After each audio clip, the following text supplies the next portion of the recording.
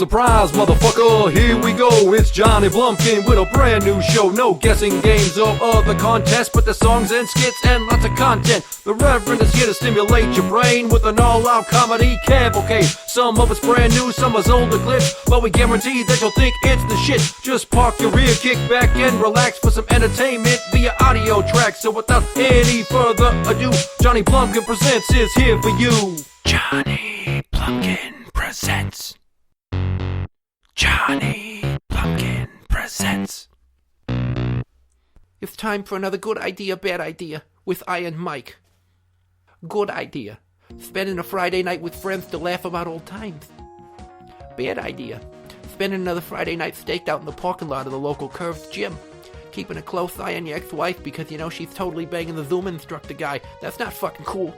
I'll knock his goddamn block off. I'll bite his ear. I'll fucking do it. I don't care. I'm nuts. I'm crazy. Good idea. Paying bills on time to avoid having your balance taken over by a collection agency. Bad idea. Purposely not paying your bills so that they send a repo guy to your house to take your car in hopes that he'll want to fight so you can prove how tough you are, that you still got it, and that you steal the chip. I'll fucking do it. I'll knock his block off. I'll bite his ear. I don't care. I'm crazy.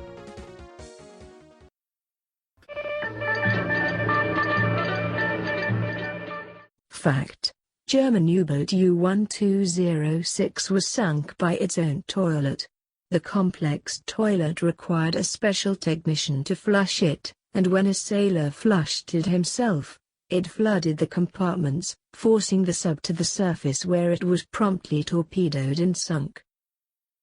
So you're telling me that simply flushing a toilet led to the untimely end of a submarine? Well, isn't that just the drizzling shits?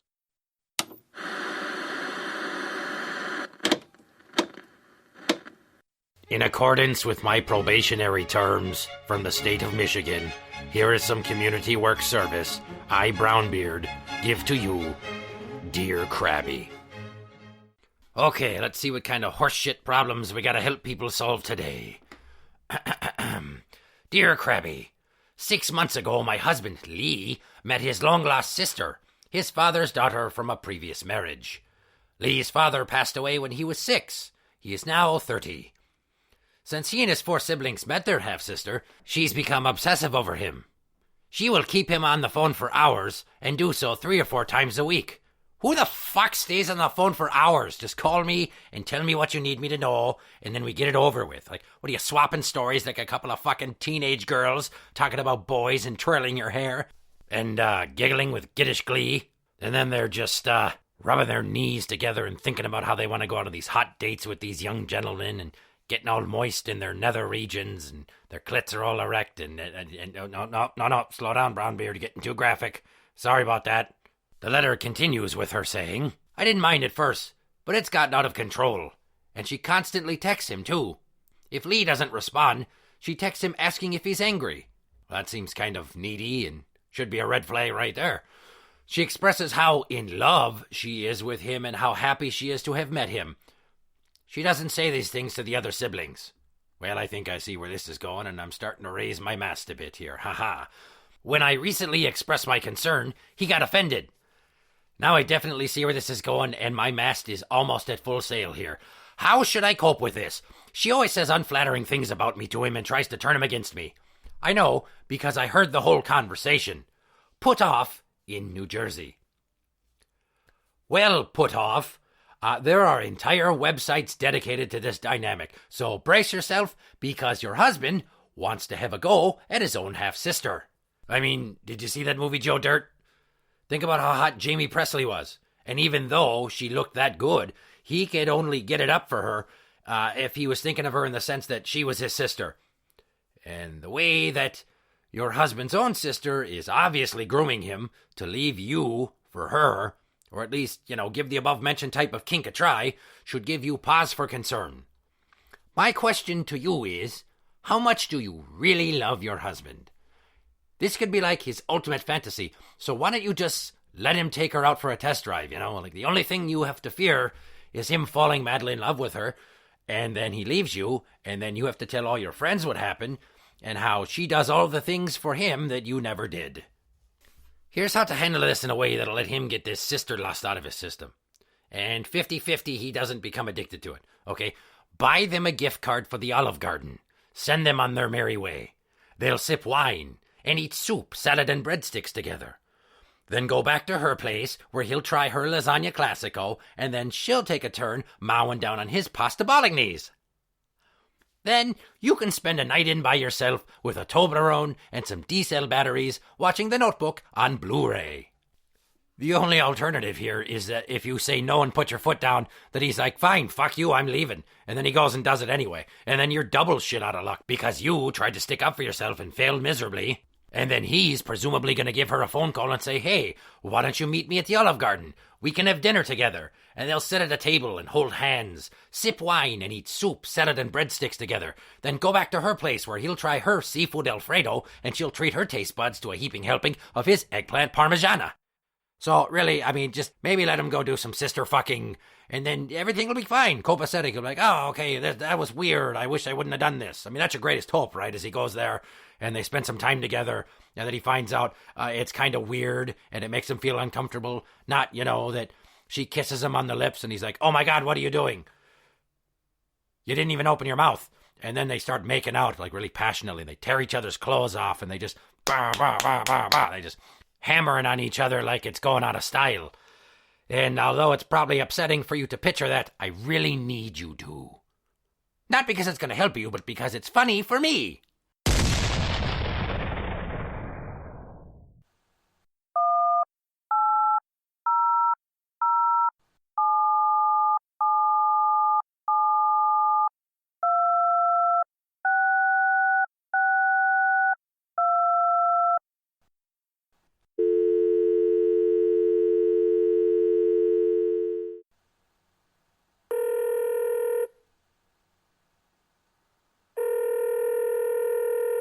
Hello, and welcome to Booby Phone, brought to you by Chantel Intimates and Big Uns Magazine.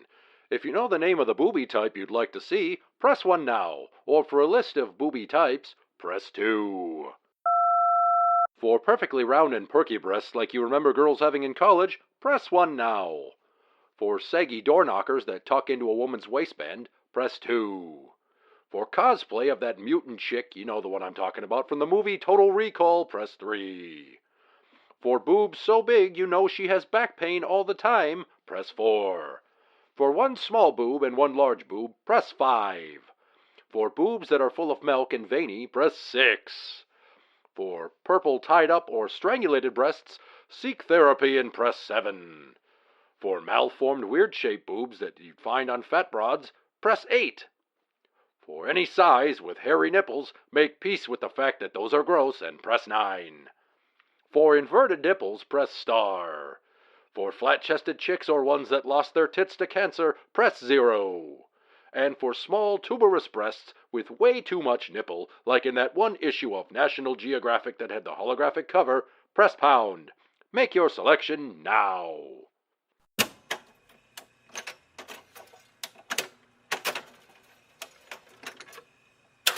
Well, where's the penetration in lesbian sex? Observe. You're kidding me. How? You ready for some next level shit? Well then pay attention. It's time to shoot the duck.